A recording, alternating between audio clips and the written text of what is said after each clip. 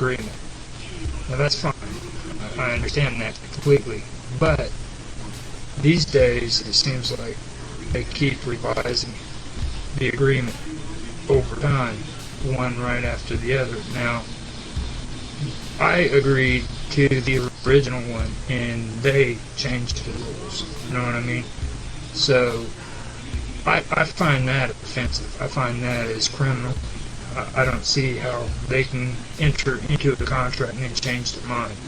It's not only a contract on me, but it's a contract on them too. You know, this is the agreement, this is the way it's supposed to be, and they get away with that.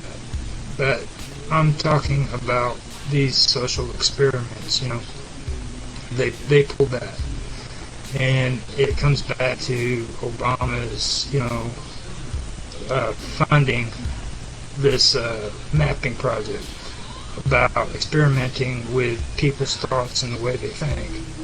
And we have issues with those things that I think is important and they do need to be discussed, because things are actually taking place that are really getting out of hand there. You know, these things aren't really all that great to talking about, you know. Now, it all goes back to Edward Snowden too, you know. When it comes down to them playing with our minds, putting out, you know, spying on people here in the United States and people abroad, and collecting information, you have to really stop and think, you know, how deep does this go? Because to this day, nobody has ever gotten any kind of information on what exactly Edward Snowden released, because there was so much of it, you know. And that was one of the things that got Assange into a lot of trouble whenever he came out with the information that he got. And a lot of people have this misconception with WikiLeaks. Okay, WikiLeaks is a really, really good website when it comes to information. When they release information, they verify it, they make sure that it's accurate. WikiLeaks is actually more precise than the media that you watch on TV, you know, when it comes to the news and stuff like that. They're really, really particular about that. So that's something that you need to think about, and we all need to think about. So that's the part that I want to talk about when it comes to Edward Snowden. Not only that, but I think that a lot of this spying on our allies and on our systems is just a little bit too much when it comes to the United States. I think that we need to look more at England as well. I really believe that they do have a big part in it. And the reason why is because of the GCHQ, which is nicknamed the Donut. Now, a lot of people aren't aware of this place because it's not really brought into public information too much, but the Donut is actually a facility that's in England, and its whole purpose is to spy on its own citizens. Back whenever they started putting cameras up on every corner in London, they also began to, or even before that, they began to bug and listen in to England's people and their conversations on telephones. So they had this facility which was listening in on every phone call that was taking place in their country. Then they started developing it even more, and they were able to spy on other countries as well out of this facility. So that's another thing that I wanted to bring to people's attention too. I don't know how many people know about that. So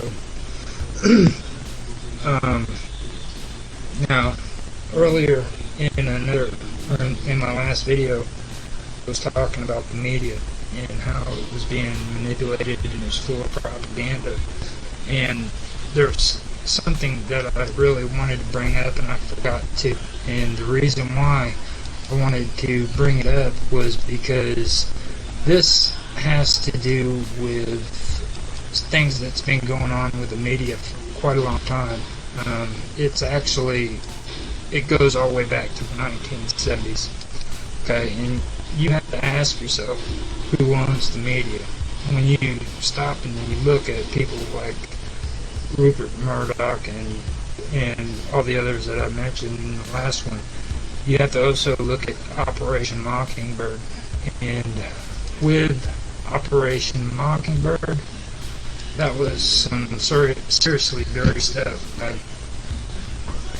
Operation Mockingbird is an alleged large-scale program of the United States Central Intelligence Agency, the CIA, okay? And it began in the early 1950s, and it attempted to manipulate news media for propaganda purposes.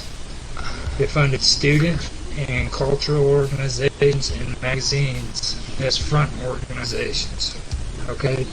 Now, according to writer Deborah Davis, Operation Mockingbird recruited leading American journalists into a propaganda network and oversaw the operations of front groups. CIA support of front groups was exposed after a 1967 Rampart magazine article reported that the National Student Association received funding from the CIA in the 1970s. Congressional investigations and reports also revealed agents' connections with journalists and civil groups. None of these reports, however, mentions by name an Operation Mockingbird coordinating or supporting these activities.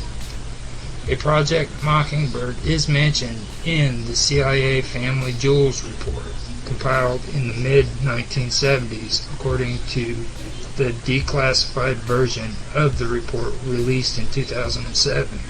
Project Mockingbird involved the wiretapping of 2 American journalists for several months in the early 1960s.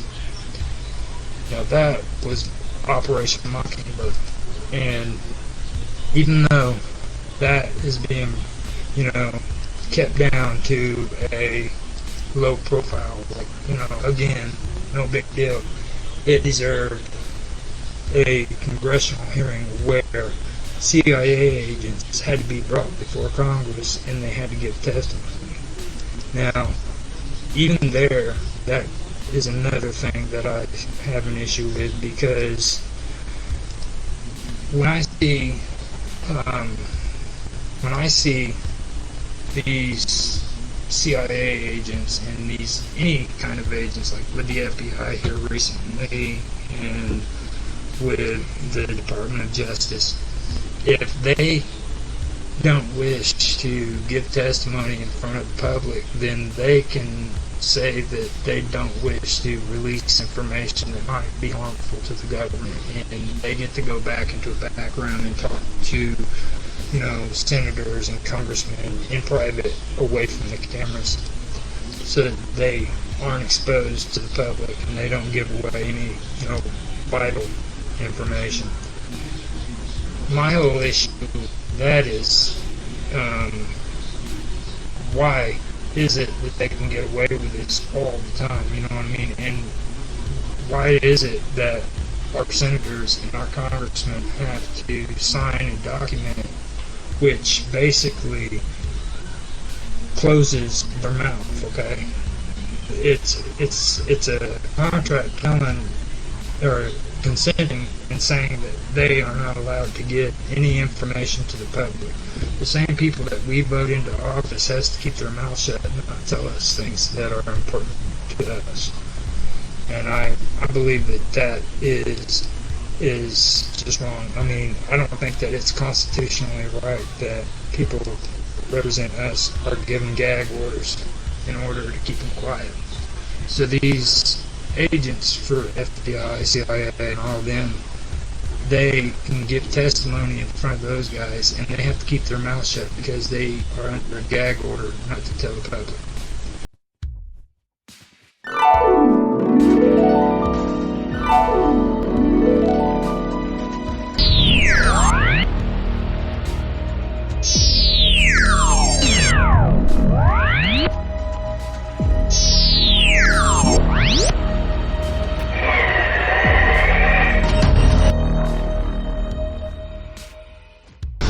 dimethyltryptamine, or DMT, is a psychedelic compound of the tryptamine family. Its presence is widespread throughout the planet kingdom. DMT occurs in trace amounts in mammals, including humans, where it putatively functions as a trace